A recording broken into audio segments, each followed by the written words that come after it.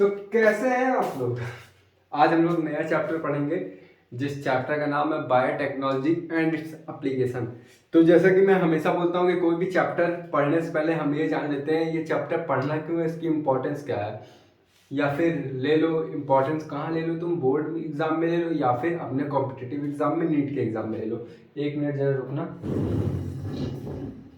हाँ, तो देखो इस चैप्टर की इंपॉर्टेंस में ज्यादा इस चैप्टर का इंपॉर्टेंस नहीं है, पहली बात। दूसरी बात, इस चैप्टर से इस बार बोर्ड में लगभग उम्मीद लगाया जा रहा 2 से 3 नंबर क्वेश्चन आएगा मैक्सिमम। और तुम्हारा जो बायोटेक्नोलॉजी जो मैंने 3 वीडियो में कंप्लीट कर दिया है वो तुम्हारा वहां से तुम्हारा 5 नंबर क्वेश्चन आ सकता है, लेकिन यहाँ से 2 से 3 नंबर क्वेश्चन आएगा, इससे ज्यादा नहीं। ये कहाँ की बात कर रहा हूँ मैं, सीबीएसई में। सीबीएसई देखो देखो यार, ये नंबर फर्जी है, कॉन्सेप्ट क्लियर रखो तो नंबर अपने आप मिल जाएगा। और दूसरा, नीट में हर साल यहाँ से 1 से 2 क्वेश्चन आते हैं नीट में, उससे ज्यादा इस चैप्टर से क्वेश्चन नहीं आते क्योंकि इस चैप्टर का थोड़ा वेटेज कम है। तो अब हम सबसे पहले बायोटेक्नोलॉजी एंड इट्स एप्लीकेशन की बात करने से पहले तो हम ये जान लेते हैं कि बायोटेक्नोलॉजी क्या होती है। जिसको बायोटेक्नोलॉजी चैप्टर पूरा डिटेल में पढ़ना है, प्लेलिस्ट भी मैंने बना दी है तो वहां से पढ़ सकता है। अब बायोटेक्नोलॉजी होती क्या है, जैसा कि मैंने पिछले लेक्चर में बताया था कि ऐसे कोई जेनेटिकली मॉडिफाइड क्रॉप जो कि ह्यूमन वेलफेयर में मदद कर सके वो क्या होते हैं, बायोटेक्नोलॉजी उसको कहते हैं। बायो मतलब क्या होता है, बायो मतलब होता है, क्या होता है मेरे भाई बोल। बायो मतलब होता है लाइफ, टेक्नोलॉजी मतलब होता है तकनीक। ऐसी तकनीक जो हम बायोलॉजी में लगा रहे हैं उसी को क्या कहते हैं, बायोटेक्नोलॉजी। तो बायोटेक्नोलॉजी की डेफिनेशन लिख दे रहा हूँ, वैसे लिखना लायक है नहीं, तुम लोग को इतना पता होगा, तब भी मैं यहाँ पे बायोटेक्नोलॉजी की लिख रहा हूँ। Genetically modified organism that used in human, अर्थात कि मानव कल्याण में, ह्यूमन वेलफेयर में। और इस चैप्टर में मोस्टली हम देखेंगे मानव कल्याण कहाँ पे हो रहा है, एग्रीकल्चर फील्ड में जो मानव कल्याण हो रहा है अर्थात कि ह्यूमन वेलफेयर का काम हो रहा है, इस चैप्टर में वही हम देखेंगे। तो यहाँ पे GMO शॉर्ट फॉर्म में लिखा हूँ, genetically modified organism that is used in human welfare, अर्थात कि मानव कल्याण में जिनका प्रयोग हो उसी को क्या कहते हैं हम, बायोटेक्नोलॉजी। अच्छा एक बात मेरे को बता दो तुम लोग जो मेरा लेक्चर हमेशा फॉलो कर रहा होगा, ये मेरी मॉडर्न डेफिनेशन है या फिर ओल्ड डेफिनेशन है।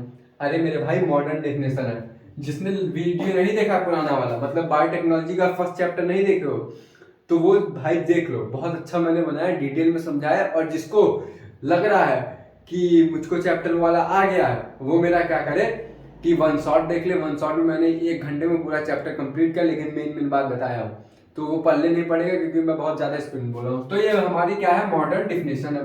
अब देखो तो बायोटेक्नोलॉजी का सबसे क्लास 12th का जो है पेज नंबर 207 पे उसमें लिखा है कि बायोटेक्नोलॉजी का रिसर्च में हमें क्या क्या चीजें जरूरत पड़ती है, अर्थात कि बायोटेक्नोलॉजी में 3 क्राइटेरिया दिया होगा तुमको पहले पेज में, पेज नंबर 207 में, कि क्या क्या क्राइटेरिया है रिसर्च को पूरा करने के लिए बायोटेक्नोलॉजी में। समझ में आ रहा है, मतलब बायोटेक्नोलॉजी में क्या क्या क्राइटेरिया है, 3 क्राइटेरिया है जिसकी मदद से हम लोग बायोटेक्नोलॉजी को कंप्लीट कर सकते हैं। तो पहली क्राइटेरिया क्या है, पहली क्राइटेरिया मैं यहाँ पे लिख रहा हूं कि क्राइटेरिया की स्पेलिंग में से लिखा हूं मैं भाई, स्पेलिंग देख लेना इस बार। क्रिटिकल रिसर्च क्राइटेरिया बोल दो या फिर क्रिटिकल रिसर्च बोल लो तुम, यहाँ पे क्रिटिकल रिसर्च RESERCH, यहाँ पे क्रिटिकल रिसर्च ले लो। और कितने क्रिटिकल रिसर्च हैं, T, और ये कहाँ पे यूज हो रहे हैं बोल मेरे भाई, ह्यूमन वेलफेयर में नहीं मेरे भाई, बायोटेक्नोलॉजी में। अब जरा ये समझना यहाँ पे मैं बोलना क्या चाह रहा हूँ कि बायोटेक्नोलॉजी में क्या क्या क्राइटेरिया यूज हो रही है जिसकी वजह से हमारी बायोटेक्नोलॉजी की जो प्रक्रिया है वो कंप्लीट हो रही है।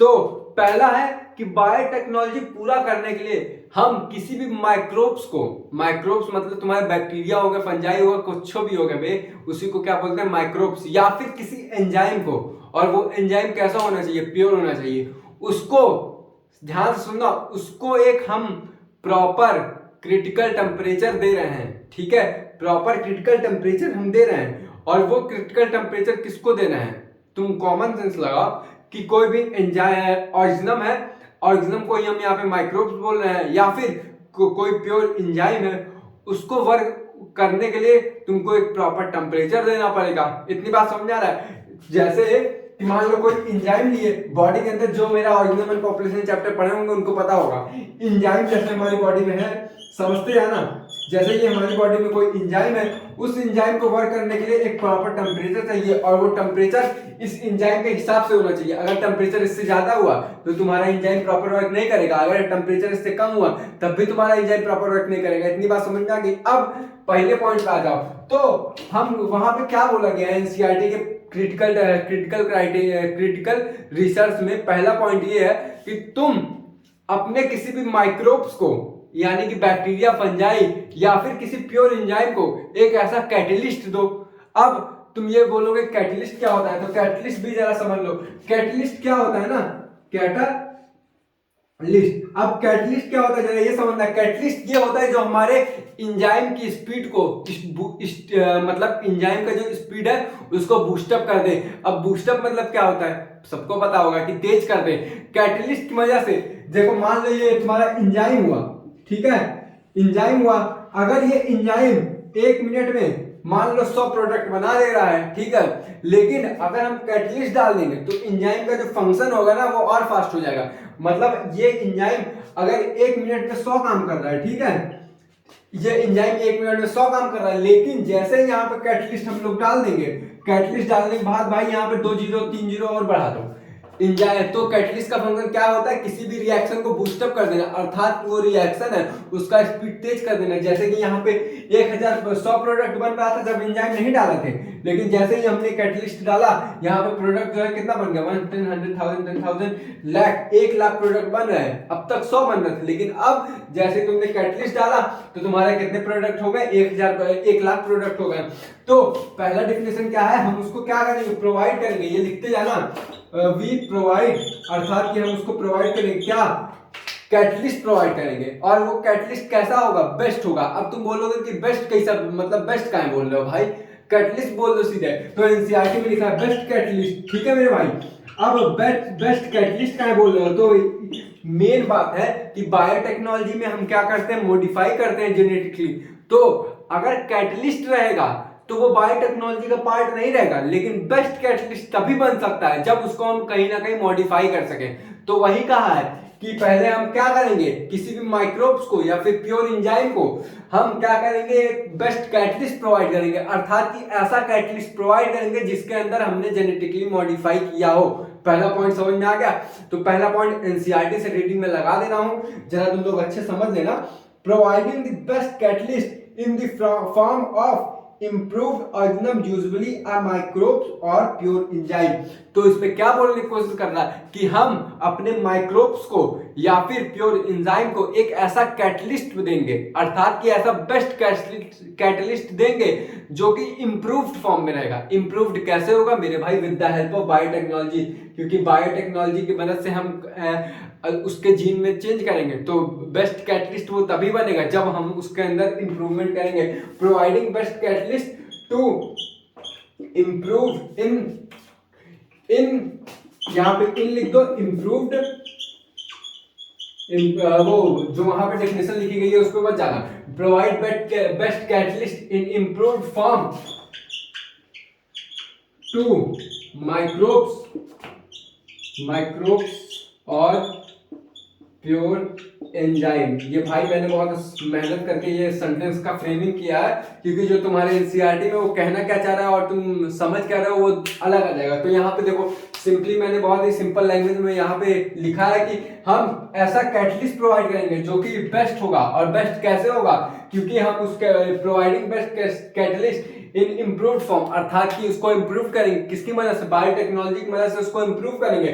और वो कैटलिस्ट हम किसको देंगे, माइक्रोब्स को देंगे या फिर एंजाइम को देंगे। जब तक एंजाइम को तभी देंगे ना भाई जब हमको रिएक्शन बूस्टअप करनी पड़ेगी, अर्थात कि हमको प्रोडक्ट ज्यादा चाहिए होगा, या फिर किसी माइक्रोब्स के अंदर हम कैटलिस्ट तभी डालेंगे ताकि हम उस माइक्रोब्स से प्रोडक्ट ज्यादा बनाना चाहें। जैसे कि बैक्टीरिया एक माइक्रोब्स में आएगा तो बैक्टीरिया को हम ऐसा कैटलिस्ट देंगे जिसकी वजह से वो इंसुलिन बहुत ज्यादा प्रोडक्शन कर सके या फिर प्रोटीन का बहुत ज्यादा प्रोडक्शन कर सके। पहले पॉइंट सबको समझ में आई, बोल मेरे भाई हाँ यारा। अब दूसरा पॉइंट आते हैं। अब जिसने मेरा ऑर्गेनिज्म एंड पॉपुलेशन पढ़ा होगा, देख भाई मेरा सीक्वेंस बहुत अच्छा है, पता सॉरी पता नहीं कैसे सीक्वेंस मेरा अच्छा चल रहा है, लेकिन जो कॉन्सेप्ट मैंने पिछले चैप्टर में पढ़ाया है ना, वही कॉन्सेप्ट का यूज मैं एप्लीकेशन में यूज कर रहा हूँ। सोच लो तुम, देखो बायोलॉजी ऐसा सब्जेक्ट है ना कि बायोलॉजी को तुम क्लास 11 से भी कनेक्ट कर सकते हो, क्लास 12 से भी कनेक्ट कर सकते हो, कोई भी चैप्टर होगा। बायोलॉजी देखो भाई, अगर कंपेयर करके या फिर एक चैप्टर का दूसरे चैप्टर से कंपेयर करके नहीं पढ़ोगे ना, तब तक तुमको फील नहीं आ पाएगा। तो इस चैप्टर का कंपेयर मैं किससे कर रहा हूँ? ऑर्गेनिज्म एंड पॉपुलेशन से। अब तुमने पढ़ा होगा कि एंजाइम को वर्क करने के लिए एक प्रॉपर टेम्परेचर चाहिए होता है।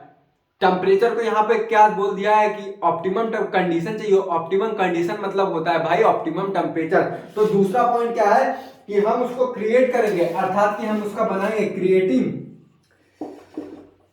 ऑप्टिमम, अर्थात कि ऑप्टिमम टेम्परेचर देंगे, या फिर ऑप्टिमम टेम्परेचर की जगह तुम लिख दो मेरे भाई कंडीशन दे देंगे। तो यहाँ पे हम क्या देंगे, इस एंजाइम को वर्क करने के लिए एक प्रॉपर टेम्परेचर चाहिए। प्रॉपर टेम्परेचर देंगे तभी हमारा कैटलिस्ट भी प्रॉपर वर्क करेगा। तो पहला पॉइंट हमारा क्या क्लियर हुआ कि पहला हम एक कैटलिस्ट प्रोवाइड करेंगे जो कि जेनेटिकली मॉडिफाइड होगा, अर्थात कि इंप्रूव्ड वैरायटी का होगा, जिसकी मदद से हमारे जो माइक्रोब्स है या फिर एंजाइम है, और कौन सा एंजाइम, प्योर, जो प्रॉपर वर्क कर सके, अच्छे से वर्क कर सके। और इस एंजाइम को या माइक्रोब्स को वर्क करवाने के लिए, अर्थात कि ये जो कैटलिस्ट होगा, इसको हम एक ऑप्टिमम टेम्परेचर प्रोवाइड करेंगे, जिसकी मदद से हमारा रिएक्शन अच्छे से चलेगा। अगर हम उस टेम्परेचर से ज्यादा दे देंगे या टेम्परेचर से कम दे देंगे तो हमारा एंजाइम प्रॉपर वर्क नहीं कर पाएगा। तो एनसीईआरटी से रीडिंग लगा दो, creating optimum condition through engineering for catalyst to act. पता नहीं क्या लिखा है, हम तो ना समझ पाए, फिर से पढ़ते हैं। Creating optimum condition through engineering from a catalyst to act. इसका मतलब वही है भाई कि हमारा जो माइक्रोब्स है, अर्थात कि माइक्रोब्स या फिर एंजाइम हुआ, उसको हमने जो कैटलिस्ट दिया, उस कैटलिस्ट को वर्क करने के लिए तुमको एक ऑप्टिमम टेम्परेचर चाहिए, यानी कि एक फिक्स टेम्परेचर चाहिए जिसपे हमारी रिएक्शन अच्छे से चल पाए। अब तीसरा पॉइंट, अब तक हमने क्या किया कि माइक्रोब्स या फिर एंजाइम से प्रोडक्ट बना लिए, और उस प्रोडक्ट को बनाने के लिए हमने ऑप्टिमम टेम्परेचर दे दिया। अब उसके बाद हम क्या करेंगे, डाउन स्ट्रीम प्रोसेस करेंगे। तो तीसरा पॉइंट हमारा क्या हो गया कि तीसरे पॉइंट में हम क्या करेंगे, down stream process. Down stream process मैंने पिछले बायोटेक्नोलॉजी के पहले यूनिट में बता दिया था कि डाउन स्ट्रीम प्रोसेस एक ऐसा प्रोसेस होता है जिसमें हम अपना इंसुलिन का प्रोडक्शन लार्ज अमाउंट में करते हैं। अर्थात कि ये डाउन स्ट्रीम एक मशीन होती है। कैसी मशीन होती है? ऐसे मशीन होती है, यहाँ पे तुम्हारा वॉल्व लगा रहेगा, यहाँ से प्रोडक्ट तुम्हारा निकलेगा, और ये मशीन क्या होती है, 100 से 1000 लीटर तक की होती है। इसमें हम क्या करते हैं कि मैं थोड़ा रफली समझा दे रहा हूँ। इसमें हम इकोलाई रखते हैं, इकोलाई के रखने के बाद एक कल्चर देते हैं, अगार या फिर इकोलाई के लिए अगार चाहिए होता है, एक प्रॉपर पीएच देते हैं, एक प्रॉपर एल्कलीन देते हैं। इसकी मदद से यहाँ पे इकोलाई बहुत ज्यादा अमाउंट में ग्रोथ करती है, अर्थात कि झमाझम अपना जनसंख्या बढ़ाती है, और जब जनसंख्या बढ़ाएगी तो डीएनए रेप्लिकेट होगा, और इसके डीएनए में हम मॉडिफाई कर देते हैं। क्या मॉडिफाई करते हैं? हम अपना बीटा सेल का इंसुलिन बनाने वाला डीएनए इंट्रोड्यूस कर देते हैं, तो जिससे जब ये रेप्लिकेट होगा तो इंसुलिन का प्रोडक्शन बहुत ज्यादा होगा, फिर अपना एंड प्रोडक्ट ले लेंगे। तो यहाँ पे क्या समझ में आ रहा है कि डाउन स्ट्रीम प्रोसेस करेंगे ताकि हम अपना प्रोडक्ट जो है लार्ज अमाउंट में ऑब्टेन कर सकें। इतनी बात समझ में आ गई, इसका स्क्रीनशॉट ले लो। और ये जो पहला पॉइंट है भाई, एनसीईआरटी से पढ़ने की गलती मत कर देना वरना कंफ्यूज आ जाओगे। और ये दूसरा पॉइंट है कि इसमें बस यही बोल दो कि जो कैटलिस्ट हम यूज कर रहे हैं उसको हम एक ऑप्टिमम टेम्परेचर देंगे, जिसकी मदद से हमारा जो रिएक्शन है अच्छे से कंप्लीट हो पाए। समझ गए? इसका स्क्रीनशॉट लो जल्दी से। ले लिया? अब देखो, अब हम लोग ये पढ़ेंगे ना कि जैसे कि एग्रीकल्चर फील्ड में हमने क्या क्या चीजें अपनाई जिसकी वजह से हमारा एग्रीकल्चर इंप्रूव हो सका। तो हेडिंग क्या थी? हेडिंग थी कि बायोटेक्नोलॉजी एप्लीकेशन इन एग्रीकल्चर, अर्थात कि बायोटेक्नोलॉजी का जो एप्लीकेशन है एग्रीकल्चर में किस तरह यूज हो रहा है। तो हमने 3 मेथड का यूज किया जिसकी वजह से हमने अपना जो एग्रीकल्चर फील्ड में कहीं ना कहीं इंप्रूवमेंट लाया। तो वो 3 मेथड क्या क्या थे? तुम लोग जरा एनसीईआरटी खोले होगे तो देख लो। पहला मेथड क्या था? जरा सोचो। पहला मेथड था तुम्हारा एग्रो बेस्ड एग्रीकल्चर था। अर्थात एग्रो मतलब क्या होता है? एग्रीकल्चर में जो केमिकल का यूज कर रहे हैं उसी को हम क्या बोलते हैं? Agro based chemical. तो यहां पे मैं पहला लिख रहा हूं, पहला तुम्हारा है एग्रो बेस्ड केमिकल, या फिर इसी को बोल दो एग्रो केमिकल बेस्ड एग्रीकल्चर। ठीक है मेरे भाई? एग्रीकल्चर एक काम करता हूँ, इसको लिख देता हूँ, वरना तुम लोग कंफ्यूज आ जाओगे। Agrochemical based. और दूसरा क्या है, बोल मेरे भाई, दूसरा क्या है तुम्हारा? दूसरा बोल दो। हम लोग तीसरा बोलते हैं जेनेटिकली मॉडिफाइड ऑर्गेनिज्म, जिसका प्रयोग होता है किसमें? एग्रीकल्चर में। अर्थात कि ऐसा फील्ड में जहां पे हम अपने क्रॉप में कहीं ना कहीं जेनेटिकली मॉडिफाइड करते हैं, जिसकी मदद से हम अपना जो है डिजायर्ड क्रॉप ऑब्टेन कर पाते हैं। तीसरा पॉइंट क्या था? तीसरा तुम्हारा है जेनेटिकली इंजीनियर्ड क्रॉप लिखा है भाई, नाम पे मत जाओ, फील करो उसको। तो चलो मैं ठीक है लिख दे रहा हूं, मेन बात है ना, मैं रटाने वाला काम नहीं करता हूं। और दूसरा हमारा था, दूसरा क्या था तुम्हारा कि ऑर्गेनिक बेस्ड एग्रीकल्चर। तुम लोग को नाम लिख दूं, वरना तुम लोग बोलोगे कि हमारा मास्टर सर नहीं पढ़ा था। और तीसरा तो हमारा क्या था? तीसरा है कि जेनेटिक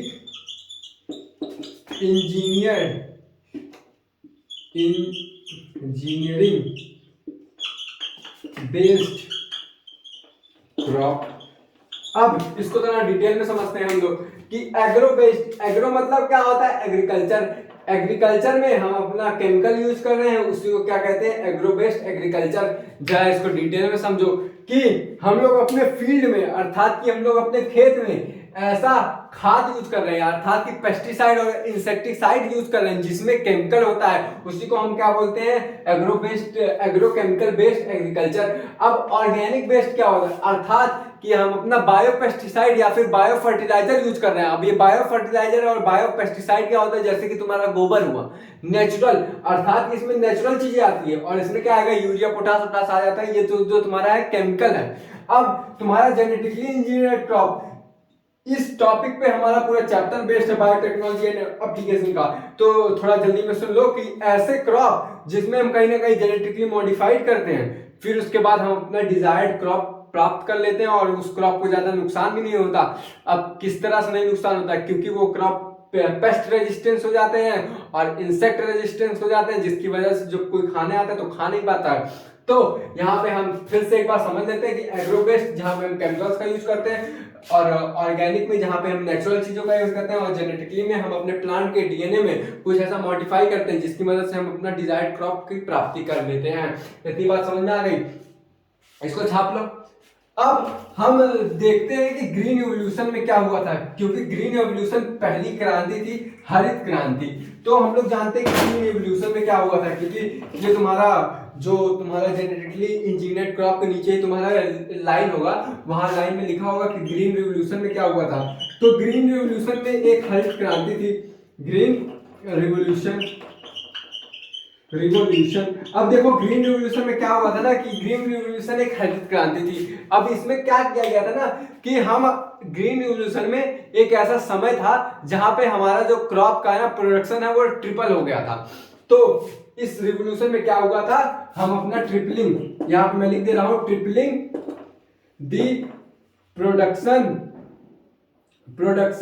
ऑफ क्रॉप, अर्थात कि इस टाइम में जो हमारा क्रॉप का जो प्रोडक्शन था वो 3 गुना बढ़ गया था। लेकिन मेरे भाई इंडिया में तो पॉपुलेशन ही ज्यादा बढ़ता है, तो लेकिन जब हमारा क्रॉप का प्रोडक्शन भी बढ़ गया, लेकिन हमारे जो इंडिया वाले हैं वो बहुत जनबे करते जनसंख्या में आ गए, तो हमारा क्रॉप का तो ग्रीन रिवॉल्यूशन की मदद से हमारा क्रॉप का प्रोडक्शन तो 3% बढ़ गया, लेकिन हमारा जो पॉपुलेशन है,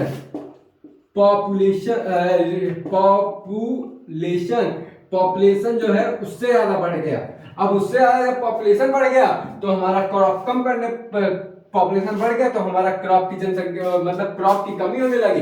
अब ये जो 3% बढ़ा वो किसकी वजह से बढ़ा? तो ये जो 3% बढ़ा ना वो तुम्हारा बढ़ा है कि एग्रो केमिकल बेस्ड एग्रीकल्चर से बढ़ा है। मुझको लिखना पड़ रहा है एग्रो बेस्ड एग्रीकल्चर से बढ़ा, ये तुम एग्रीकल्चर लिख दे रहा हूं, ये समझ लेना, एग्रो बेस्ड एग्रीकल्चर से बढ़ा। अब एग्रो बेस्ड एग्रीकल्चर में क्या क्या आते हैं? तुम्हारे पेस्ट रेजिस्टेंस आ जाएंगे, इंसेक्टिसाइड आ जाएंगे, पेस्टिसाइड आ जाएंगे। ये ऐसे खाद होते हैं जो कि केमिकल्स की मदद से बनते हैं, और जिससे हम क्या करते हैं अपने प्लांट की प्रोडक्टिविटी बढ़ा देते हैं। तो इस एग्रो बेस्ड केमिकल डालने से हमारा 2 फायदा हुआ, एक क्रॉप की प्रोडक्टिविटी बढ़ गई और दूसरी की क्रॉप की वैरायटी बढ़ गई। तो एग्जाम में पूछे कि ग्रीन रेवोल्यूशन में क्या हुआ कि हमारा क्रॉप का प्रोडक्शन बढ़ गया, क्या हुआ इसमें, क्रॉप का प्रोडक्शन बढ़ा 3% बढ़ गया, और इसमें क्या हुआ कि हमारा जो क्रॉप की वैरायटी है वो भी हमने बढ़ाई, और क्रॉप की वैरायटी बढ़ाने के साथ साथ हमने क्रॉप का प्रोडक्शन भी हाई कर दिया, अर्थात कि उसकी जो पैदावार है वो भी हमने ज्यादा कर दिया। और वो पैदावार क्यों ज्यादा हो गई, क्योंकि हमने क्या यूज किया, एग्रोकेमिकल बेस्ड एग्रीकल्चर, अर्थात कि हमने इंसेक्टिसाइड और पेस्टिसाइड यूज किया, जिसकी मदद से हमारा जो क्रॉप का प्रोडक्शन है वो ज्यादा हो गया। अब इसके बाद हम देखते हैं कि ये सब लोग अफोर्ड नहीं कर पा रहे थे एग्रोकेमिकल। अबे भाई खाद है, तुम खुद सोचो, क्या हर किसान के पास इतना पैसा है कि वो खाद उठा मतलब खाद खरीद पाए। तो इसका डिसएडवांटेज क्या था, तुम लोग ये लिख लो कि डिसएडवांटेज एग्जाम में पूछ सकता है कि ग्रीन रेवोल्यूशन का, अर्थात कि ग्रीन रेवोल्यूशन में क्या क्या डिसएडवांटेज थे, या फिर तुमसे ये पूछ ले कि एग्रोकेमिकल में क्या क्या डिसएडवांटेज थे। तो एग्रोकेमिकल में डिसएडवांटेज यहाँ पे लिख दे रहा हूँ, डिसएडवांटेजेस क्या थे। पहला तो क्या था, इट इज वेरी एक्सपेंसिव, अर्थात कि ये बहुत ही एक्सपेंसिव था।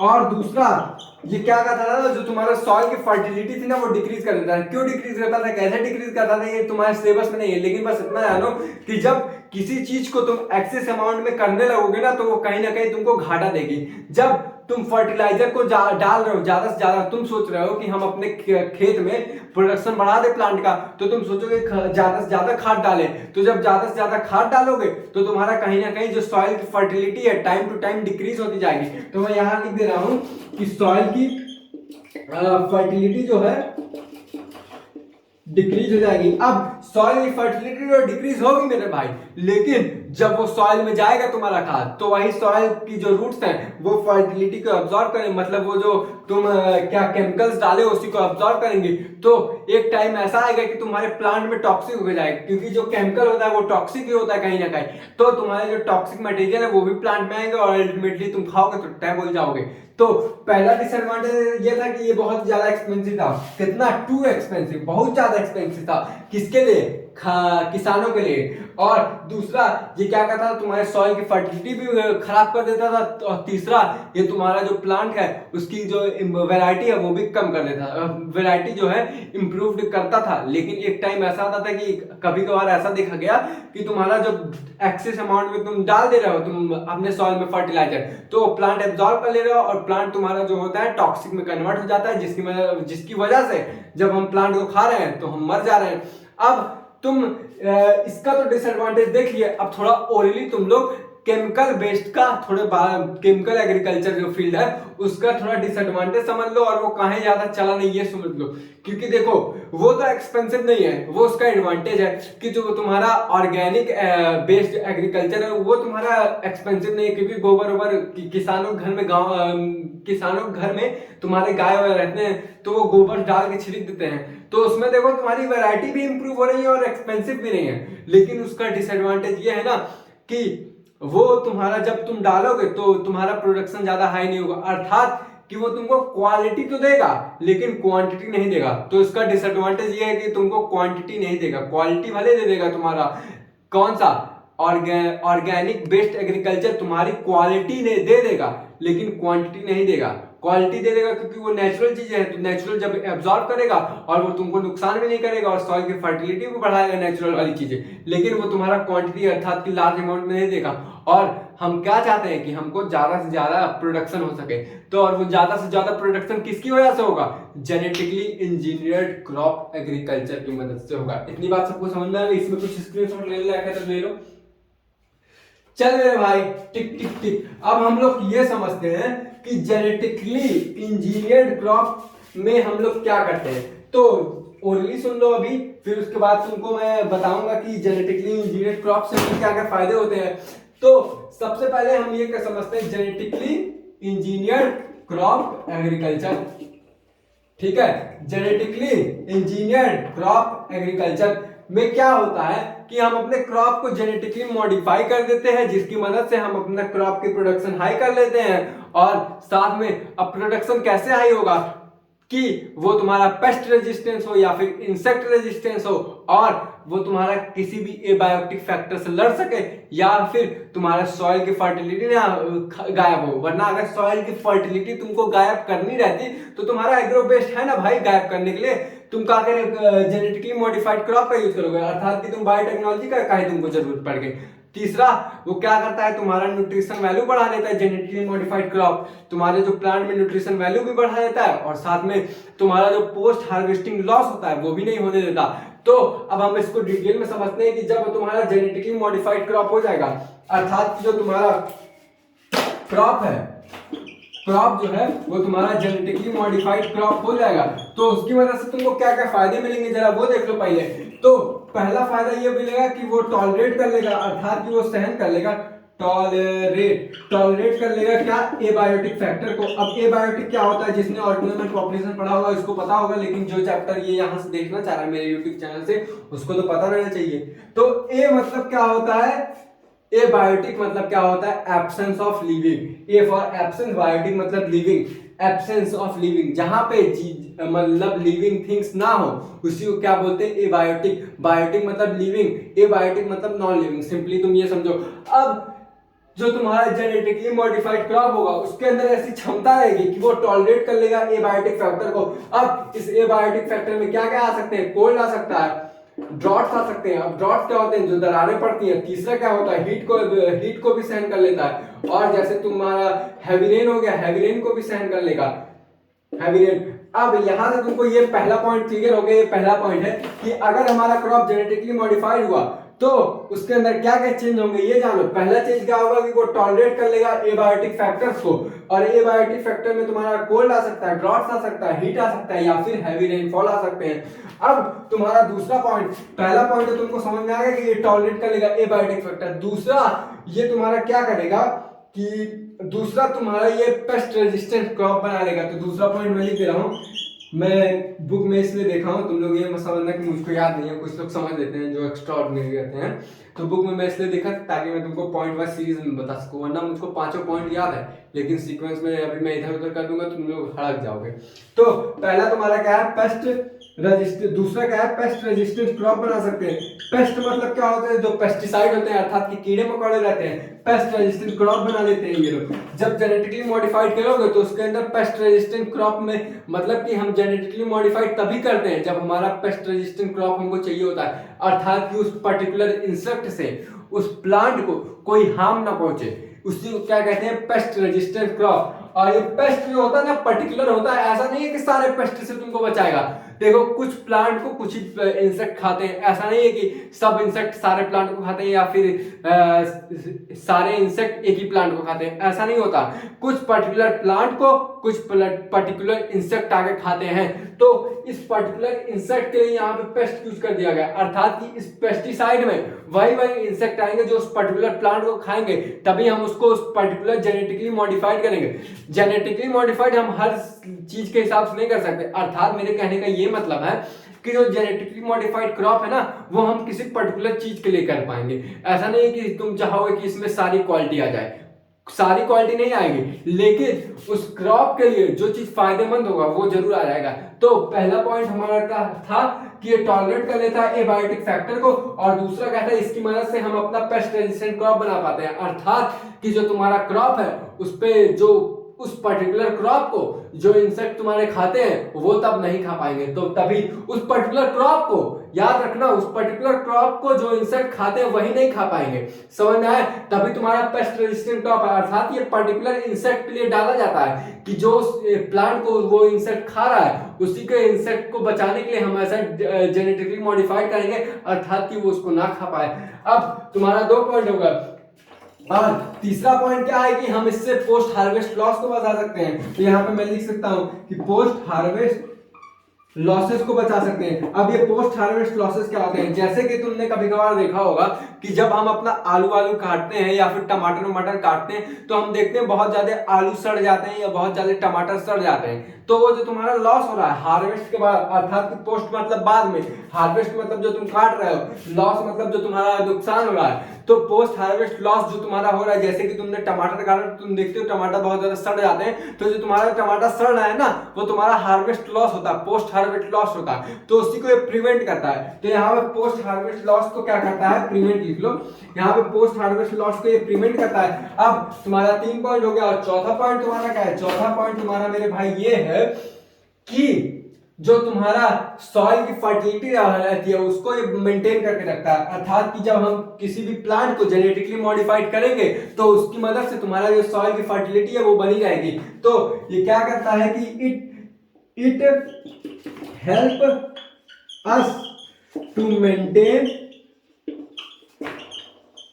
सॉइल फर्टिलिटी, अर्थात कि ये सॉइल फर्टिलिटी को बनाए रखता है। और साथ में एक काम और करता है कि ये जो प्लांट की कैपेसिटी होती है न्यूट्रिशन एब्जॉर्ब करने की उसको तेज कर देता है। अर्थात कि ये सॉइल की फर्टिलिटी भी बढ़ाएगा और सॉइल में जो मिनरल प्रेजेंट रहते हैं उनको भी बराबर लेते रहेगा। इतनी बात समझ में आ गई कि ये क्या करता है कि तुम्हारा जो सॉइल की फर्टिलिटी है उसको डिक्रीज भी नहीं करेगा और साथ में तुम्हारा जो मिनरल है वो बराबर मात्रा में लेता रहेगा। तो 4 पॉइंट सबको समझ में आ गया। अब लास्ट पॉइंट क्या है ये जरा समझो। लास्ट पॉइंट तुम्हारा ये है ना कि इट इंक्रीज द न्यूट्रिएंट्स बोल दो, न्यूट्रिएंट वैल्यू इन फूड, अर्थात कि जो तुम्हारा न्यूट्रिएंट की वैल्यू है फूड में उसको बढ़ा देता है। फॉर एग्जांपल एनसीईआरटी का एग्जांपल ले लो मेरे भाई।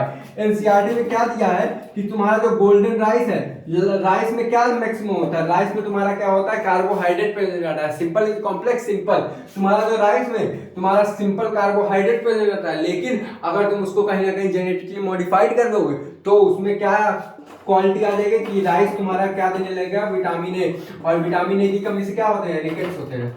छोड़ो ये सब सिलेबस में नहीं है, तो वैसे मैंने बता दिया विटामिन ए की कमी से रिकेट्स होते हैं। तो तुम्हारे राइस में गोल्डन राइस में ऐसा मॉडिफाई कर दिया गया जिसकी वजह से तुम्हारा उसमें विटामिन ए आ गया, और विटामिन ए की कमी से हमें रिकेट्स होते हैं। तो तुम्हारा जब राइस खाओगे तब तुम्हारा विटामिन ए आ जाएगा, और विटामिन ए आएगा तो तुमको रिकेट्स नहीं होगा। इतनी बात समझ में आ गई। एक बार इसका सिंगल शॉट ले लो कि जेनेटिकली मॉडिफाइड से हमें क्या क्या फायदे होते हैं। पहला कि वो टॉलरेट कर लेता है एबायोटिक फैक्टर। दूसरा क्या होता है, दूसरा वो क्या करता है कि पोस्ट हार्वेस्ट लॉस से बचाता है। तीसरा क्या करता है तुम्हारा जो सॉइल की फर्टिलिटी है वो मेंटेन करता है। और चौथा तुम्हारा न्यूट्रिशन बनाए रखता है। और जो तुम्हारा पांचवा है वो क्या है, तुम्हारा पांचवा है कि वो तुम्हारा जो post harvest loss pest resistant crop बनाता है। अर्थात कि जो तुम्हारा क्रॉप होते हैं वो पेस्ट रेजिस्टेंट हो जाते हैं, जिनकी मदद से उस क्रॉप को खाने वाले जो पर्टिकुलर इंसेक्ट रहते हैं वो उसको खा नहीं पाते हैं। इतनी बात सबको समझ में आ गई। ये इसका सिंगल शॉट है, और इसका स्क्रीनशॉट लेना है तो ले लो, ले लिए। अब देखो जेनेटिकली मॉडिफाइड क्रॉप जो होते हैं ना वो क्रिएट करते हैं टेलर मेड प्लांट। अब थोड़ा इसका मतलब समझ लेता हूं। जो जेनेटिकली मॉडिफाइड क्रॉप होते हैं वो क्रिएट करते हैं tailor made plant. Tailor made plant क्या होते हैं वो भी जरा तुम समझ लेना, जिसकी वजह से हम इंडस्ट्री में प्रोडक्शन करते हैं। तो यहाँ पे मैं लिख रहा हूँ जो हमारे जेनेटिकली मॉडिफाइड क्रॉप होते हैं ना वो क्रिएट करते हैं, अर्थात कि बनाते हैं टेलर मेड प्लांट। और ये जो TAILER टेलर मेड प्लांट बनाते हैं। और ये जो टेलर मेड प्लांट आते हैं ये क्या होते हैं कि इंडस्ट्री में यूज होते हैं,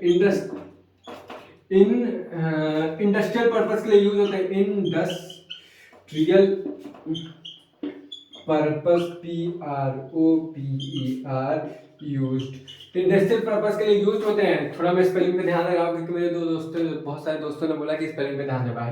तो अब हमारा जो जेनेटिकली मॉडिफाइड क्रॉप होता है वो क्या करते हैं टेलर मेड प्लांट बनाते हैं। अब ये टेलर मेड प्लांट क्या होते हैं, कॉमन सेंस लगाओ। टेलर मतलब क्या होता है, दर्जी। दर्जी तो तुम्हारे हिसाब से कपड़ा बनाता है। अर्थात कि हम जो प्लांट हमको चाहिए और उस प्लांट को जो इंसेक्ट खा रहे हैं तो हम लोग क्या करते हैं ना कि उस प्लांट का जीनोम सर्च मारते हैं। Genome, human genome project, genome का मतलब क्या होता है, हैप्लॉइड सेट ऑफ क्रोमोसोम। तो जो हमारा जो जीनोम होता है उस पर्टिकुलर प्लांट का हम जीनोम का सर्च करते हैं, और उस पर्टिकुलर प्लांट के लिए जो हमारा जीन में चेंज चाहिए होता है जेनेटिकली मॉडिफाई करते हैं उस पर्टिकुलर प्लांट को उसके हिसाब से। अर्थात यहाँ पे टेलर तुम्हारे हिसाब से कपड़े सिलेगा ना, तो उस पर्टिकुलर प्लांट के लिए क्या क्या मॉडिफाई करें, अर्थात कि जो टेलर है वो क्या उस पर्टिकुलर प्लांट पे मॉडिफाई कर सके जिसकी मदद से तुम्हारा जो प्रोडक्शन है काफी ज्यादा मात्रा में हो सके और तुम उसको इंडस्ट्रियल पर्पस के लिए यूज कर सको। इतनी बात समझ में आ गई।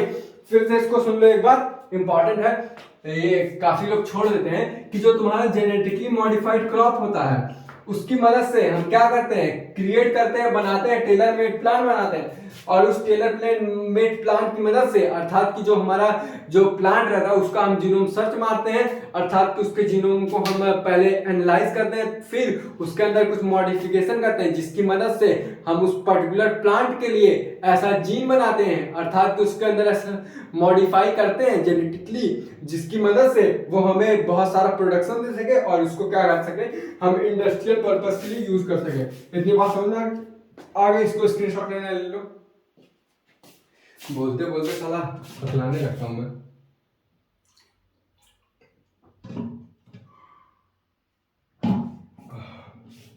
ले लिया। अब हमारा मेन टॉपिक अब शुरू होगा, वैसे ये भी मेन था, कूले में है यार। मैं सब टीचर्स की तरह ये नहीं बोलूंगा, टीचर्स क्या करते हैं ना, हम लोग के स्कूल में ऐसे है, कोई टीचर है नाम नहीं लूंगा, तो वो टॉपिक कोई पढ़ाएंगे ना तो बोलेंगे ये टॉपिक इंपॉर्टेंट है बोर्ड एग्जाम के लिए, लेकिन अगला टॉपिक जैसे पढ़ाएंगे ना बोलेंगे most important topic, most important topic, फिर उसके बाद अगला पढ़ाएंगे तो वहां बोलेंगे वेरी वेरी इंपॉर्टेंट टॉपिक। अबे सारा टॉपिक इंपॉर्टेंट तो बोल कह रहा है, सीधे बोल दो चैप्टर में इंपॉर्टेंट है पूरा, वैसे सारा चैप्टर उनके हिसाब से इंपॉर्टेंट रहता है, बेवकूफ बनाने का तरीका होता है। वैसे सही बताऊं तो सब इंपॉर्टेंट रहता है, कोई टीचर बोले मोस्ट वोस्ट ना फर्जी है, सब सारा चीज इंपॉर्टेंट है, कॉन्सेप्ट क्लियर करके रखो, एग्जाम में अपने आप नंबर आएंगे। अब देखो बायोटेक्नोलॉजी एंड एप्लीकेशन में हम जानते हैं कि बीटी क्या होता है। सबसे पहले बीटी के बारे में जानते हैं, जो सागन में होंगे वो बीटी जानते होंगे कि बीटी एक कोचिंग था जिसका नाम था ब्रिलियंट ट्यूटोरियल, जिसमें मैं पढ़ा हूँ क्लास 8 में, तो ये वो वाला बीटी की बात नहीं कर रहा हूँ। बीटी मतलब बैसिलस थ्यूरेन जीनेसिस बैसिलस थोरेंजिएसिस। अब ये प्रोनाउंसिएशन सही किया, स्पेलिंग में कोई गलती होगी तो माफ कर देना मेरे भाई, तुम लोग देख लेना। बैसिलस थोरेंजिएसिस एक तरीके का क्या है, ये तुम्हारा है बैक्टीरिया। पहले बैसिलस थोरेंजिएसिस के बारे में हम लोग जानते हैं, फिर हम लोग जानेंगे कि हम बीटी क्रॉप या फिर बीटी कॉटन, तुम्हारे एनसीईआरटी में दिया होगा, कैसे बनाते हैं, बीटी क्रॉप समझ लो। तो हम लोग क्या देखते हैं कि बैसिलस थोरेंजिएसिस के बारे में थोड़ा जानते हैं, तब इसके बारे में हम जब जान लेंगे तब इससे हम रिलेटेड क्रॉप बनाएंगे। तो बैसिलस थोरेंजिएसिस तुम्हारा एक बैक्टीरिया होता है, ठीक है। अब बैक्टीरिया क्या होता है ये मत पूछ लेना, तो ये तुम्हारा एक बैक्टीरिया होता है, और कौन सा बैक्टीरिया होता है, ये तुम्हारा यू बैक्टीरियम शायद आता होगा, मेरे को कंफर्म नहीं है, तो बस इतना जानो कि ये तुम्हारा बैक्टीरिया है, और इस बैक्टीरिया के पास ना तुम्हारा प्रोटॉक्सिन है, प्रोटोटॉक्सिन है।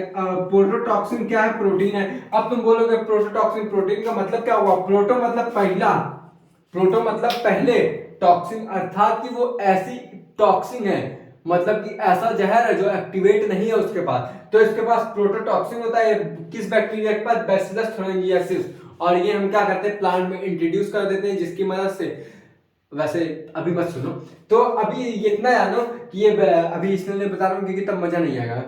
तो बीटी जो है तुम्हारा बैसिलस थोरेंजिएसिस, ये एक तरीके का बैक्टीरिया है जिसके पास प्रोटोटॉक्सिन प्रोटीन है, और ये जो प्रोटोटॉक्सिन प्रोटीन है होता है, ठीक है, वो तुम्हारा क्रिस्टल फॉर्म में रहता है, अर्थात कि जो क्रिस्टल क्या होता है, जैसे चीनी होता है ना, उसी को क्रिस्टल बोलते हैं, क्रिस्टल फॉर्म में रहता है, और इसको क्या करते हैं हम किसी भी क्रॉप में इंसर्ट कर देते हैं जिसकी मदद से तुम्हारा जो होता है जेनेटिकली मॉडिफाइड क्रॉप बन जाता है, वो जो कि पेस्ट रेजिस्टेंस होता है।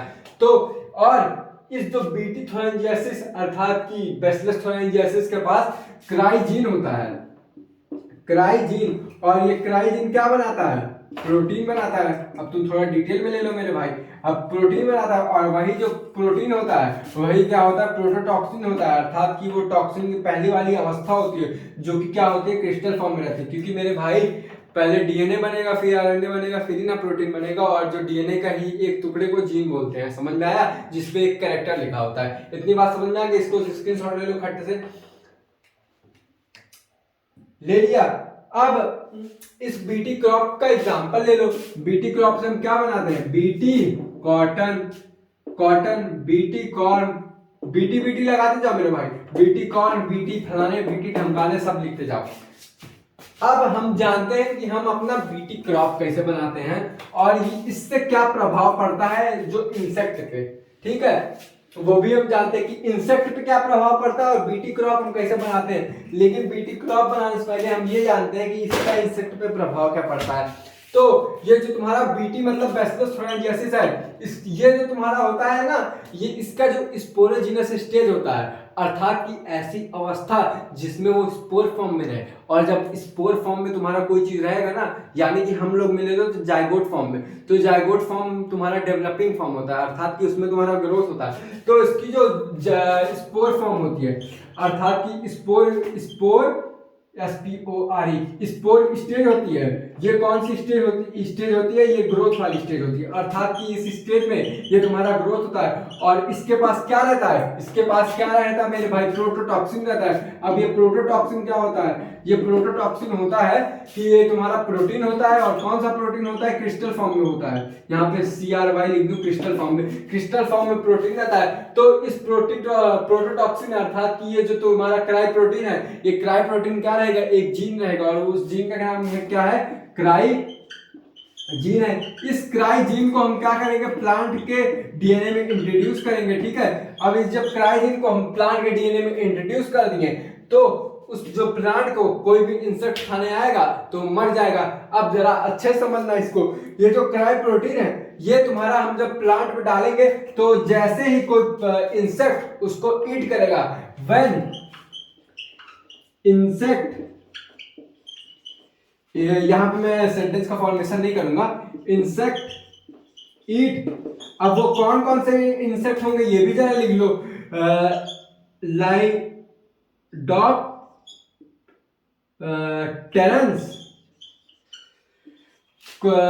लाइडोप्टेरन्स और एक मिनट रुको, मैं स्पेलिंग देख लूं। हाँ, सिलोप्टेरन्स,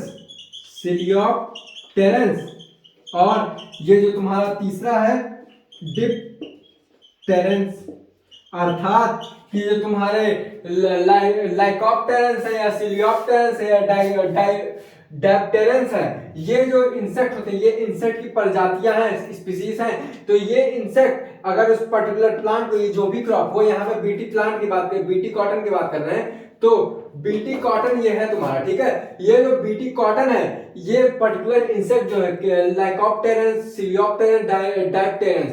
लाइकोप्टेरन्स में तुम्हारे क्या आते हैं, लाइकोप्टेरन्स में तुम्हारा टोबैको बर्डवर्म आते हैं, तो मैं यहाँ पे लिख दे रहा हूँ, टोबैको बर्ड वॉर्म्स आते हैं। और तुम्हारे क्या आएंगे, तुम्हारे क्या आते हैं मेरे भाई, एक और आता है ना, आर्मी वॉर्म्स आते हैं। और ये जो तुम्हारे सिलियोप्टेरन्स और सिलियोप्टेरन्स में तुम्हारे बीटल्स आते हैं।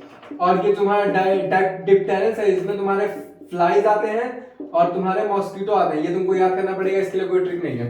अब देखो, जो तुम्हारे, कैसा लग रहा हूँ, ठीक लग रहा हूँ।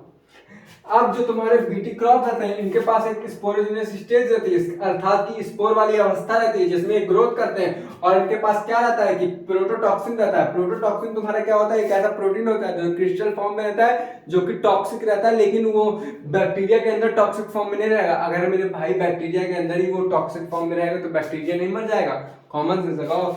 अब इसका प्रोटोटॉक्सिन क्या रहता है, प्रोटोटॉक्सिन क्राई प्रोटीन पे प्रेजेंट रहता है, अर्थात कि क्राई जीन पे रहेगा। तो जिनमें हम लोग इंसर्ट करते हैं ना प्लांट के अंदर, के प्रोटीन में इंसर्ट कर देंगे। पगला गए हो क्या बे, जब तक हम जिनवा उसके डीएनए में इंसर्ट नहीं करेंगे तब तक वही कैसे रिप्लिकेट करेगा। तो हम क्या करते हैं, प्रोटोजीन ले लो या फिर प्रोटोटॉक्सिन ले लो, वो हम प्लांट में इंट्रोड्यूस कर देते हैं उसके डीएनए में। तो जब प्लांट में इंट्रोड्यूस कर देंगे तो कोई भी इंसेक्ट, ये कोई भी इंसेक्ट में कौन कौन से इंसेक्ट, लाइकोप्टेरन्स, सिलियोप्टेरन्स, डिप्टेरन्स, जब इसको खाएंगे तो तुम्हारा क्या होगा, ये उनके गट्स में जाएगा। गट्स क्या होते हैं, यहाँ पे जो तुम्हारे नालियां होती है ना इंटेस्टाइन में, इसी को गट्स कहते हैं। तो तुम्हारे वो गट्स में जाएगा, गट्स में तुम्हारा इसको क्या मिलेगा, एक प्रॉपर पीएच, एल्कलीन पीएच मिलेगा, एल्कलीन पीएच मिलेगा। अब ये एल्कलीन पीएच क्या करेगा, जो तुम्हारा प्रोटोटॉक्सिन है कन्वर्ट कर देगा, जो प्रोटोटॉक्सिन है उसको कन्वर्ट कर देगा टॉक्सिन में, अर्थात कि वो जो प्रोटोटॉक्सिन है उसको टॉक्सिक फॉर्म में कन्वर्ट कर देगा। और ये कैसे कन्वर्ट होगा, सॉल्युबलाइज कर देगा, सॉल्युबलाइज कर देगा, अर्थात कि इसको घुला देगा। जो प्रोटोटॉक्सिन तुम्हारा क्रिस्टल फॉर्म में था, अबे मेरे भाई जब चीनी को तुम पानी में मिलाते हो तो सॉल्युबलाइज हो जाता है ना, अर्थात कि जो क्रिस्टल फॉर्म से वो अपने फॉर्म में आ जाता है, अर्थात कि वो तुम्हारा सॉल्युबलाइज फॉर्म में आ जाता है और उस सॉल्युबलाइज फॉर्म को टॉक्सिक में कन्वर्ट करना बोल देते हैं। तो यहाँ पे एक बार फिर से रिकैप मारना है यहाँ तक, फिर उसके बाद आगे वाला स्टेप बताऊंगा। जो तुम्हारा बीटी यानी कि बैसिलस थोरेंजियासिस होता है, उसकी स्पोर स्टेज होती है, अर्थात की स्पोर वाली अवस्था होती है जिसमें वो ग्रोथ करता है। उसके पास क्या रहता है, प्रोटोटॉक्सिन रहता है। ये प्रोटोटॉक्सिन तुम्हारा क्राइजीन पे प्रेजेंट आता है, और ये क्राइजीन जब हम किसी के प्लांट के डीएनए के अंदर इंट्रोड्यूस करेंगे तो तुम्हारे उस प्लांट को खाने वाले इंसेक्ट यानी कि लाइकोप्टेरा, सिलियोप्टेरा, डिप्टेरन, याद रखना जो जीन हम इंट्रोड्यूस करेंगे ना वो तभी इंट्रोड्यूस करेंगे जब हमको पता रहेगा कि यही ये इंसेक्ट खाते हैं, तो उसी हिसाब से मॉडिफाई करेंगे।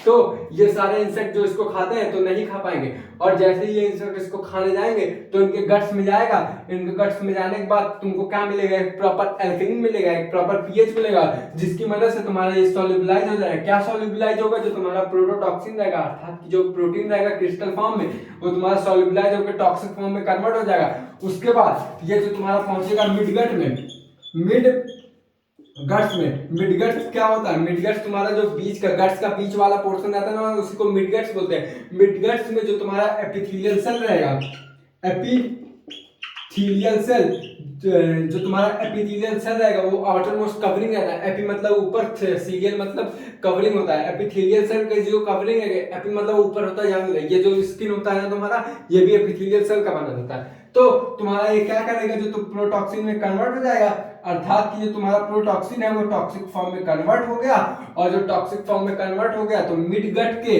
जो मिडगट की वॉल रहती है, अर्थात की एपिथेलियल सेल जो रहता है उसकी वॉल उसी से कवर रहती है। तो क्या करेगा कि ये तुम्हारा जैसे ही टॉक्सिक फॉर्म में कन्वर्ट होगा तो ये मिडगट की वॉल में ना क्या करेगा, छेद कर देगा, अर्थात कि ये होल्स कर देगा। होल्स को एनसीईआरटी ने किस टर्म में रिप्रेजेंट किया है, एक बार मैं देख लेता हूं, अर्थात कि होल्स या फिर बोल लो कि पोर्स कर देगा। और जैसे ये तुम्हारा छिदवा करेगा तो तुम्हारा क्या होगा, ये ब्रस्ट हो जाएगा। अब ब्रस्ट हो गया तो इसके साइड इफेक्ट क्या होता है, इसमें पोर्स हो जाते हैं और एंड यहाँ पे स्वेलिंग हो जाती है, स्वेलिंग हो जाएगी।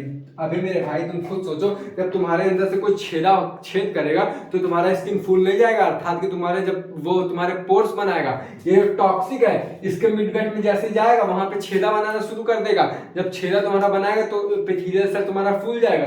फूलने के बाद एक ऐसा स्टेज आएगा, इतना टॉक्सिक मटेरियल अंदर भर जाएगा तो उसके बाद ये ब्रस्ट कर देगा, अर्थात कि ये ब्रस्ट को लाइसिस भी बोलते हैं। तो लाइसिस ऑफ सेल हो जाएगा और अल्टीमेटली जो तुम्हारा इंसेक्ट है क्या हो जाएगा, डेथ हो जाएगा। अर्थात ये तुम्हारा हो गया पूरा प्रोसेस जेनेटिकली मॉडिफाइड क्रॉप बनाने का।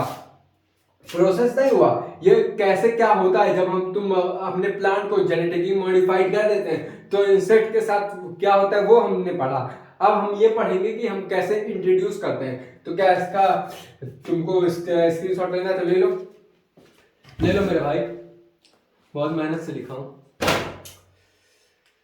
हाँ हो गया।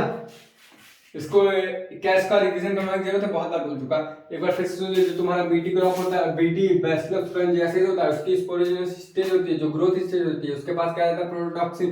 प्रोटोटॉक्सिन एक क्रिस्टल नाम की प्रोटीन रहती है, जो तुम्हारा क्या होता है, जैसे ही हम इस जीन को प्लांट में इंट्रोड्यूस करेंगे तो प्लांट जो तुम्हारा हो जाएगा इस पर्टिकुलर इंसेक्ट से रजिस्ट करने की क्षमता आ जाएगी, अर्थात ये पैसिव टॉप बन जाएगा। जो तुम्हारा लिप्टेरेंस है, सिलियोप्टेरेंस है, डैप्टेरेंस है, ये जो इंसेक्ट है ये इसको खा नहीं पाएंगे। अगर खाएंगे तो तुम्हारा जो इनके गट्स में एल्कलीन पीएच आएगा, एल्कलीन पीएच में जो तुम्हारा प्रोटोटॉक्सिन है टॉक्सिक फॉर्म में कन्वर्ट हो जाएगा। तो तुम्हारा टॉक्सिन क्या करेगा, मिडगट की वॉल्स में पोर्स करेगा, अर्थात छेद करेगा। तो तुम्हारा क्या होगा कि एपिथेलियल सेल जो तुम्हारा स्वेलो कर जाएगा और एक टाइम ऐसा आएगा कि ब्रस्ट कर जाएगा, अर्थात उस ब्रस्ट को हम क्या बोलते हैं, लिसिस ऑफ सेल भी बोलते हैं। जब लिसिस ऑफ सेल होगा तो तुम्हारा इंसेक्ट अल्टीमेटली डाई कर जाएगा, दैट्स ऑल। अब हम जानेंगे कि हम कैसे इंट्रोड्यूस करते हैं, अर्थात कि हमारा जो मैकेनिज्म है, अर्थात की प्रोसेस जो है वो कैसे होता है। भाई स्क्रीनशॉट जो नहीं लिया तो बताना, मैं व्हाट्सएप याद दूंगा नोट्स। वैसे इसका नोट्स नहीं बना रहा हूँ, मैं बनाया हूँ, मतलब ये जो फ्लो मैप था, चार्ट मैप था, उसका हमने वो बनाया है, नोट्स बनाया है। मेन टॉपिक है इस चैप्टर का नोट्स बनाया हूँ।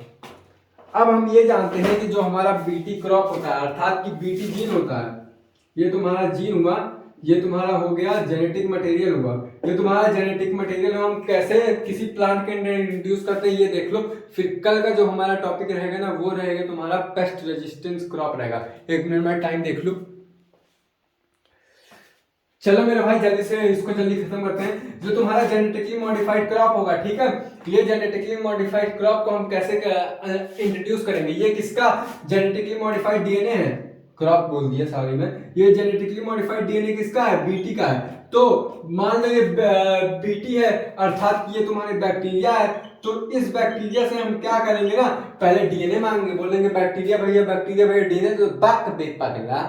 बैक्टीरिया से डीएनए मांगोगे और वो दे देगा, बोलेगा हाथ उसके पास है ये ले, अबे तुम खुद से आइसोलेट करोगे। तो सबसे पहले हम क्या करेंगे? बैक्टीरिया लेंगे, बैक्टीरिया से डीएनए क्या करेंगे? आइसोलेट करेंगे। तो सबसे पहला हमारा स्टेप होगा आइसोलेशन ऑफ डीएनए। जिसने मेरा लेक्चर नंबर 3 ऑफ बायोटेक्नोलॉजी नहीं देखा वो जाके देख लेगा, तो ये अच्छे समझ में आएगा। तो हम बैक्टीरिया से क्या करेंगे? डीएनए आइसोलेट करेंगे। और इस बैक्टीरिया के पास क्या रहेगा, जरा मेरे भाई बताना। इस बैक्टीरिया के पास क्राई जीन रहेगा, वही हम ऑब्टेन करेंगे, और यही क्राइजीन बाद में जाकर क्राई प्रोटीन में कन्वर्ट होता है। तो क्राइजीन बहुत फॉर्म के होते हैं, लेकिन अभी तुमको जानना नहीं है। और ये जो क्राइजीन है वो क्या है? तुम्हारा क्राइजीन है इंसेक्ट रेजिस्टेंट है। अबे तभी तो कोलियोप्टेरा, सिलियोप्टेरा, डिप्टेरस तुम्हारा तो वही आएगा ना, तो इंसेक्ट में होगा। तो ये तुम्हारा क्राइजीन जो है इंसेक्ट रेजिस्टेंस है। अब तुम्हारा जो हमने क्या किया, आइसोलेट किया डीएनए को। अब तुम मान लो ये तुम्हारा पर्टिकुलर डीएनए को पूरा डीएनए आइसोलेट कर लिए। अब तुम क्या पूरा डीएनए इंट्रोड्यूस कर दोगे? नहीं बे, जो तुमको तुम्हारे काम का डीएनए होगा वही इंट्रोड्यूस करोगे ना, अर्थात कि जो तुम्हारा पेस्ट रेजिस्टेंस होगा, जो पेस्ट रेजिस्टेंट क्रॉप बनाने में मदद करेगा, उसी को तुम इंट्रोड्यूस करोगे ना। तो डीएनए आइसोलेट करने के बाद क्या करेंगे हम? उसमें क्या डालेंगे? रिस्ट्रिक्शन एंजाइम डालेंगे। और रिस्ट्रिक्शन एंजाइम डालने के बाद हम अपना डिजायर्ड जीन ऑब्टेन करेंगे। और वो डिजायर्ड जीन कौन सा होगा? वो डिजायर्ड जीन तुम्हारा ये होगा, अर्थात कि जो क्राई डीएनए जीन है वही तुम्हारा होगा डिजायर्ड जीन। और ये रिस्ट्रिक्शन एंजाइम कहाँ कट करेगा? अपने पैलिंड्रोमिक सीक्वेंस में। पैलिंड्रोमिक सीक्वेंस मतलब होता है आगे से पढ़ो पीछे पढ़ो बाद रख के। तो हम ऐसा रिस्ट्रिक्शन एंजाइम डालेंगे जो कि हमारा डिजायर्ड जीन जहां पे है उसी को कट करेगा। और वो डिजायर्ड जीन कट जो करेगा वो कैसे हमको पता लगा कि वही वाला? जब हम रिस्ट्रिक्शन एंजाइम करेंगे डालेंगे तो वही डीएनए का टुकड़ा कट करेगा, due to human genome project. समझ में आया? तो एक बार फिर समझना, जो हमारा डीएनए बैक्टीरिया, वहां से हम आइसोलेट करेंगे डीएनए। आइसोलेट करने के बाद हम अपना रिस्ट्रिक्शन एंजाइम डालेंगे। रिस्ट्रिक्शन एंजाइम डालने के बाद वो एक पर्टिकुलर सीक्वेंस पे कट करेगा, और पर्टिकुलर सीक्वेंस जब कट करेगा तो हमको अपना डिजायर्ड जीन मिल जाएगा। और ये जो डिजायर्ड जीन है उसको हम क्या करेंगे? इंट्रोड्यूस कर लेंगे अपने होस्ट के अंदर। और वो होस्ट हमारा कौन है? यहाँ पे प्लांट है। अब जरा तुम एक बात बताओ, इस डिजायर्ड जीन को हम किसी प्लांट के अंदर इंट्रोड्यूस कर रहे हैं तो उसके लिए हमको क्या चाहिए? वेक्टर चाहिए। और वेक्टर क्या होता है? ऐसा कोई डीएनए का टुकड़ा जो हमारा डिजायर्ड जीन कैरी कर सके। और वो डिजायर्ड जीन कौन कौन कैरी कर सकता है ये भी जान लो। डिजायर्ड जीन तुम्हारा क्या होता है ना, कौन को कैरी? एग्रो बैक्टीरियम, अर्थात कि एग्रोबैक्टीरियम जो होता है, एग्रोबैक्टीरियम का जो प्लाज्मिड होता है वो तुम्हारा डिजायर्ड जीन कैरी कर लेगा। या फिर एक मैकेनिज्म था जो मैंने बताया था, जीन गन। जीन गन याद होगा ना, जो प्लांट में यूज होता है, जीन गन। और एनिमल केस में क्या होता है? Micro injection. तो तुम्हारा जो डिजायर्ड जीन है उसको कौन कैरी करेगा? एग्रोबैक्टीरियम या फिर जीन गन, जिसकी मदद से हम तुम्हारा इंट्रोड्यूस कर देंगे होस्ट में, अपना डिजायर्ड जीन इंट्रोड्यूस कर देंगे, जिसकी मदद से तुम्हारा जो होस्ट होगा वो तुम्हारा क्या हो जाएगा? पेस्ट रेजिस्टेंस क्रॉप हो जाएगा। इतनी बात समझ में आ गई कि हम क्या क्या प्रोसेस करके अपने प्लांट में इंट्रोड्यूस करेंगे? समझ में आ गया? तुम्हारा हम जो बैक्टीरिया लेंगे, बैक्टीरिया का डीएनए आइसोलेट करेंगे, फिर उसको रिस्ट्रिक्शन एंजाइम से कट करेंगे, फिर उसके बाद अपना डिजायर्ड जीन ऑब्टेन करेंगे। डिजायर्ड जीन ऑब्टेन करने के बाद जो तुम्हारा एग्रोबैक्टीरिया से या फिर जीन गन मेथड से ये तुम्हारे वेक्टर की तरह काम करेंगे। फिर हम अपने प्लांट में इंट्रोड्यूस कर देंगे, जिसकी मदद से हमारा जो प्लांट है वो जेनेटिकली मॉडिफाइड हो जाएगा और उसके अंदर पेस्ट रेजिस्टेंस कैपेबिलिटी आ जाएगी, जिसकी मदद से उसको कोई इंसेक्ट खा नहीं पाएगा और खाएगा तो मर जाएगा। That's all। ये बहुत सिंपल बात है, इसमें कोई रॉकेट साइंस नहीं है। अब तुम थोड़ा ज्ञान की बातें ले लो मेरे भाई। बस मैं खत्म करने वाला हूँ, बोर हो रहा होगा तुम लोग, 1 घंटे का बस वीडियो बन गया। ज्ञान की बात बस इतना ले लो कि जो तुम्हारा जीन होता है वो कौन सा जीन होता है? इसके अंदर इसका जो डीएनए होता है, डीएनए पे कौन सा जीन हम लेते हैं जो पेस्ट रेजिस्टेंट को बनाता है? क्राइजीन कहते हैं। ये नोट है, ये नोट की बात नहीं, जो बहुत इंपॉर्टेंट है। जो हमारा ये बीटी होता है वहां उससे हम कौन सी जीन ऑब्टेन करते हैं? क्राइजीन। अब क्राइजीन काफी पार्ट की होती है, तो तुम ये समझना कि जो क्राइजीन होती है ना वो तुम्हारी होती है क्राई फर्स्ट एबी, और दूसरा क्या होता है? क्राई सेकेंड एबी, और तीसरा क्या होता है? Cry first AC. अब तुम ये देख रही है, मुझको कैसे याद है? तुम ये सब मत सोचना कैसे याद है। अब ये भी नहीं है कि मैंने देख के बताया है, सही लिखा हूँ कि नहीं बस वो चेक कर रहा हूँ। चल मेरे भाई सही है। तो ये जो क्राई फर्स्ट ए बी है कैसे मुझको याद है वो भी बता दी। ये तुम्हारा कॉर्न बार्बर से बचाता है, कॉर्न बार्बर, ये एनसीईआरटी में फोटो दिखा होगा लिख लेना। और ये जो तुम्हारा होता है कॉटन से, कॉटन को बचाता है। कॉटन क्या है आगे जरा मेरे को बता देना। कॉटन बॉल वॉर्म है, ये कॉटन बॉल वॉर्म से बचाता है। तो ये मैंने कैसे याद किया, जो कॉर्न बार्बर है उसको याद कर लो कि यहाँ पे सारा इनिशियल लेटर आएगा, अर्थात कि यहाँ पे फर्स्ट भी पहले आएगा और ए भी पहली आता है। लेकिन जो तुम्हारा क्राई सेकंड ए बी है, क्राई फर्स्ट ए सी है, ये तुम्हारा सेकंड लेटर है, अर्थात कि इस पूरे नाम में कहीं ना कहीं तुम्हारा सेकंड अल्फाबेट यूज होगा या फिर सेकंड न्यूमेरिकल वैल्यू यूज होगा। लेकिन इसमें सब चीज इनिशियल वाला यूज होगा और इसमें सब कोई एक पर्टिकुलर चीज जो तुम्हारा बाद में आता है। समझ में आया? अगर नहीं समझ में आया तब याद कर लेना भाई। एक बार फिर से ट्रिक बता देता हूँ कि जो तुम्हारा कॉर्न बार्बर है उसमें तुम्हारा सारा लेटर जो है इनिशियल आएगा, चाहे न्यूमेरिकल हो चाहे अल्फाबेट। लेकिन जो तुम्हारा ये वाला है इसमें कोई एक पर्टिकुलर लेटर जो है इनिशियल के बाद वाला आएगा, चाहे न्यूमेरिकल हो या चाहे अल्फाबेटिकल। इतना याद आ गया कि जो तुम्हारा वीटी होता है क्राइजीन होता है, क्राइजीन ही रिस्पॉन्सिबल होता है प्रोटीन के फॉर्मेशन के लिए। तो तुम्हारा इसमें से ये वाला कॉर्न बार्बर के पेस्ट रेजिस्टेंट करेगा और ये जो दोनों है ये कॉटन बॉल वॉर्म से तुमको रेजिस्ट करेगा, अर्थात कि पेस्ट रेजिस्टेंट क्रॉप बनाने में मदद करेगा। अब हम एक बात बता रहा हूं तुमको, ये नोट है कैसे हमको पता चलेगा कि हमको क्या क्या चीज की जरूरत होती है। थोड़ा ये मैं नोट्स लिखा हूं तो ये लिख सुन लो एक बार। सिलेक्शन ऑफ क्राइजिन डिपेंड्स अपॉन, अर्थात कि जो हम तुम्हारा क्राइजिन का सिलेक्शन करते हैं वो किस किस बातों पे डिपेंड रहता है। मैंने पहले ही बता चुका था कि क्राइजिन उसी बातों पे डिपेंड रहेगा कि कौन सा इंसेक्ट उसको खा रहा है। तो सबसे पहला क्या हो गया कि type of resistance again insect. तो क्राइजीन हम कैसे सेलेक्ट करेंगे, अर्थात ही कौन सा क्राइजीन हमको चाहिए वो कैसे सेलेक्ट करेंगे। तो पहला पॉइंट हो जाएगा कि हमको पता रहना चाहिए कि रेजिस्टेंस टू इंसेक्ट, अर्थात ही कौन सा इंसेक्ट उसको खा रहा है वही वाला जीन डालेंगे ना। क्योंकि हमको अगर किसी का भी जीन डाल देंगे तो मान लो उस पर्टिकुलर प्लांट को वो वाला इंसेक्ट नहीं खा रहा है तो तुम्हारा घाटा होगा ना। तो सबसे पहले हम उसका जीनोम एनालाइज करेंगे ताकि उस प्लांट को कौन खा रहा है वो हमको पता चल सके। तो जब उस प्लांट को जो खा रहा है उसी के अगेंस्ट हम उसमें जीन इंट्रोड्यूस कर देंगे। तो हम पहले आइडेंटिफाई करेंगे कि उसको कौन सा इंसेक्ट खा रहा है। इंग्लिश सेंटेंस फॉर्मेशन में बहुत गलत कर रखी है यहाँ पे। तो क्या सेंटेंस फॉर्मेशन करना है, type of resistance against insect लिख लो। Identify the type of resistance against the insect, अर्थात कि हम यहाँ पे आइडेंटिफाई करेंगे कि उस पर्टिकुलर प्लांट को कौन सा इंसेक्ट खा रहा है, तभी उसी के हिसाब से तुम अपना क्राइजीन उसमें इंसर्ट करोगे। दूसरा कि हमको ये पता रहना चाहिए वो कौन सा प्लांट में डालना है, type of plant which require, अर्थात कि कौन सा प्लांट है, टाइप ऑफ प्लांट कौन सा प्लांट है जिसमें हमें क्राइजीन डालना है और कौन सा जीन डालना है। यहाँ पे देखो जीन के नाम अलग अलग है ना, तो कौन सा जीन डालना है जिसकी मदद से तुम्हारा इंसेक्ट वो उसको ना खा सके। तो सबसे पहले हमको कौन सा जीन डालना है, किस प्लांट में डालना है। तो टाइप ऑफ प्लांट देखो ये जो बीटी वाला प्लांट रहेगा ना उसी में हम क्राइजीन डालेंगे। समझ में आ रहा है? जैसे कॉटन हुआ या फिर तुम्हारा ये जो कॉर्न हुआ उसी में हम बीटी वाला जीन डालेंगे, अर्थात कि जो तुम्हारा क्राइजीन है। तो सबसे पहले हम प्लांट का आइडेंटिफिकेशन करेंगे, किस लिए क्राइजीन हम कैसे हम सेलेक्ट करेंगे क्राइजीन किस में डालें। तो क्राइजीन तुम्हारा कुछ ही प्लांट में डाल सकते हैं, सारे प्लांट में नहीं, तो कुछ ही प्लांट में डालेंगे। तो सबसे पहले हमारा पहला स्टेप क्या रहेगा कि हम उसको आइडेंटिफाई कर सके कि वो कौन सा प्लांट हम डाल रहे हैं, किस में डाल रहे हैं, कौन से टाइप का वो प्लांट है। फिर उसके बाद उस पर्टिकुलर प्लांट को कौन से इंसेक्ट खा रही है उसी के हिसाब से हम उसमें क्राइजीन डालेंगे, अर्थात कि क्राइजीन फर्स्ट एसी डालेंगे क्या, या क्राइजीन सेकंड ए बी डालेंगे, या फिर क्राई फर्स्ट एसी डालेंगे। तो चलिए इसका स्क्रीनशॉट ले लिए। तो चलिए आज की बातें यहीं तक, कल की बातें कल करेंगे। जय हिंद जय भारत, साइनिंग ऑफ।